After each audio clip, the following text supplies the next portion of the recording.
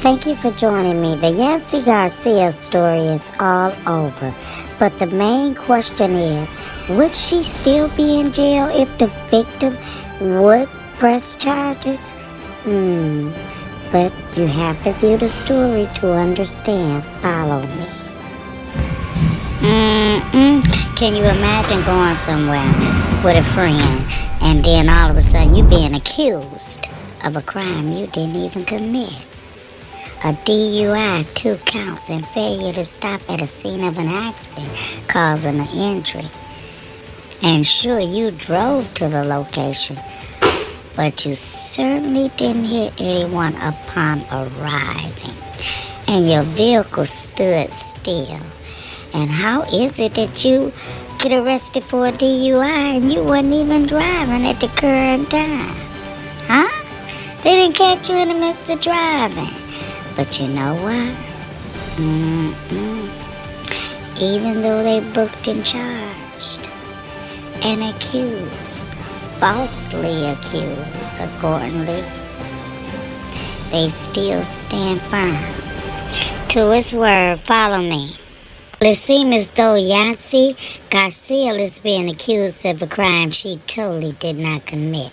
Can you imagine being out on a date, hanging out with a friend, and making it to the destination location that you wanted to go to, and go into the location leaving your car unattended on the outside, and somebody walked past shortly and vandalized your car?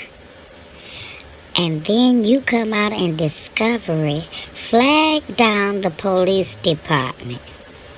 Well, a couple of police officers on bikes, and then ask for help and find that you're being arrested and accused of a crime you didn't commit. And all you really wanted was some help. Well, as we get off into this story a little bit more further, you'll find that Miss Garcia did exactly that.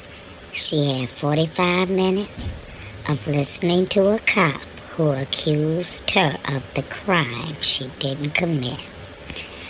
Let me get off a little bit more into this detail because she has a lot to say. And that's because for the past 45 minutes, nothing Yessenia Garcia said or did mattered. She was repeatedly called a liar and falsely accused by Scottsdale police. We'll get back to her arrest in a moment. But first, let's start at the beginning. May 24th, 2020, Yessie and her then boyfriend parked in this spot around 8:45 p.m. Then around 10:02, this guy decides to jump on the hood and stomp on the windshield before running off. Yessie gets back to her car about an hour later. The windshield was just shattered and I was kind of shocked. No idea what happened. No, I didn't. I was kind of shocked. And at that time, there was some police officers on their bicycles, not too far from there. And we got them. Is your car safe? Now here's what the couple didn't know. A half hour earlier, police were called to a hit-and-run pedestrian crash. And here's a map. This is where Yessie's car was parked. This is the hit-and-run. They're 0.3 miles apart. So when police saw the smashed windshield, case closed. As you're about to see, nothing was going to change their mind. I know that you're talking about. This is the first thing a supervisor, Sergeant Brian Steele, tells Yessie. Your car was just involved in a hit-and-run collision where a pedestrian was hit. And don't make faces like you don't know what I'm talking. But listen to me. Listen to me. Leaving the scene of an injury accident is a felony. This isn't my first day. I know that you were driving and you were worried about it because you're drinking. If you continue, I came to get my cigarettes. You can ask the hi-fi security guard. Then how did your car have damage on your windshield? I have no idea. Okay. I have no idea. Listen to me. Because of the nature of the incident and the injuries, if you continue to say we don't know that you're driving and you don't know what happened to your car, we're going to do DNA tests and all sorts of other things to the car, and it's going to show that you were in the driver's seat. But the problem is, her friend got the same treatment. me. I'm not going to listen to you because you're lying to me. The problem is as you guys left, we're involved in a collision. You panicked. No, we did you not. pulled over here. No, we did not. No, we did not. Okay. You cannot pin that. You're not pinning that on us because that is not.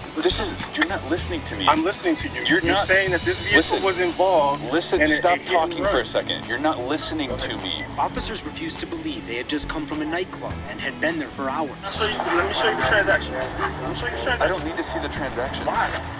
Why? Because it validates my truth? No, there's evidence that you can't dispute. That's not evidence about anything. There's a person that hit the windshield.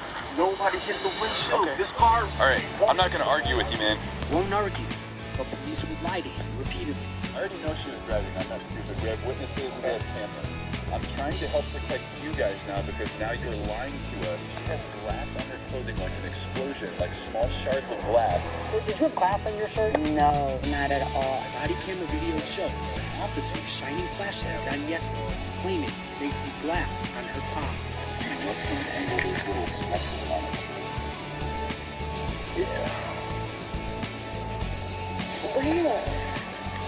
And like we said earlier, leading to her arrest, there was nothing Yessie could say or do to change their mind. I said I didn't do this. That's all I could say. And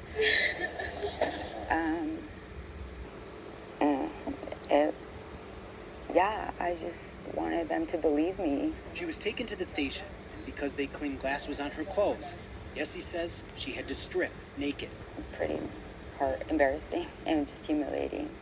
Was that before or after they took your blood? That was the first thing. And then they walked me out, they sat me down in this chair. She asked to see the warrant first, but Officer Ben Roberson refused. Okay, can I see that? When we're done, I don't have time to waste you reading these documents. I served you, that's all I need to do. And if you don't put your arm out, you're going to be strapped down. We don't want that. Put your arm out so we don't have to tie you down like an animal. He also misses her vein and then blames him. See, you made me miss by moving. Here's what else police missed or ignored. This video, obvious, indisputable proof that Yessie is innocent.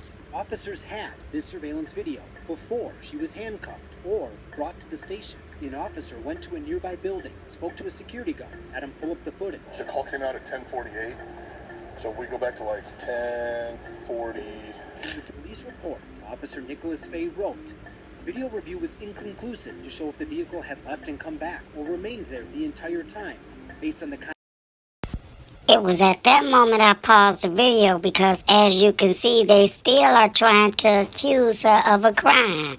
They don't want to clear her name. Check it out. Let me go in further with a little bit more detail, and we all need to let this marinate a little bit, okay? So, like, Scottsdale Police Department wrote back to say video review was inconclusive to show if the vehicle had left and came back or remained there the entire time based upon the constant pan of the camera. Well, I don't know what camera they were looking at, but this the one we saw. Yessie and camera pans back and forth in this spot around 8:45 p.m. Then around 10:02, this guy decides to jump on the hood and stomp on the windshield before running off. Yessie gets back to her car about an hour later. The camera pans back and forth about every 30 seconds, and the car always there. Police arrested Yessie for 2 counts of DUI and failure to stop at the scene of an accident causing injury or death. I couldn't believe it. I had cooperated. I had done everything. The camera pans every 30 seconds, and it's proof that someone came through and jumped and vandalized her vehicle right there on the property that she drove to that property with, a vehicle in good condition. And it's obvious it was vandalized.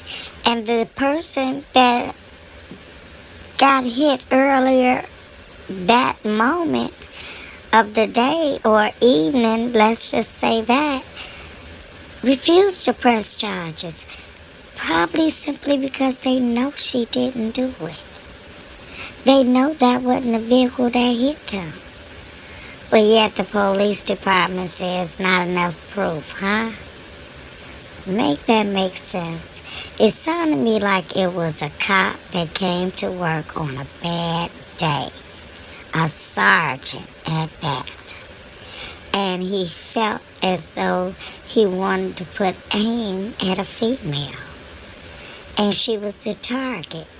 Because if I'm not mistaken, both of them didn't go to jail. She did. Make that make sense. But it seems as though she has to prove her innocence just simply because the cop made these old false allegations against her and accused her of a crime, trying to be superhero of the year, okay? And it's totally like dumbfounded, and that's what I'm gonna say, a dumbfounded case. And nevertheless, as you witnessed and as you heard, she's under the impression that, okay, so she's clear, but nevertheless, her name is not, because they refuse, because they say the video is. So again, I have to ask you, so what is proof? Check out what was said next as the ABC 15 investigators checked it out. This is what they found. When we reached out to Scottsdale for comment, the spokesperson told us the case was dropped only because the hit-and-run victim declined to prosecute, not because Garcia was actually innocent. To the department's credit, when we later sent video of the windshield stop, the spokesperson followed up with the following statement. Thank you for bringing that portion of the video to our attention. This video does bring up questions that need to be answered. This incident occurred 14 months ago. However, our new chief, Jeff Walter, takes these matters very seriously and has asked for a formal internal affairs investigation to fully review. And there you have it. Hit the bell. This is Beebalicious TV. Thank you for joining me.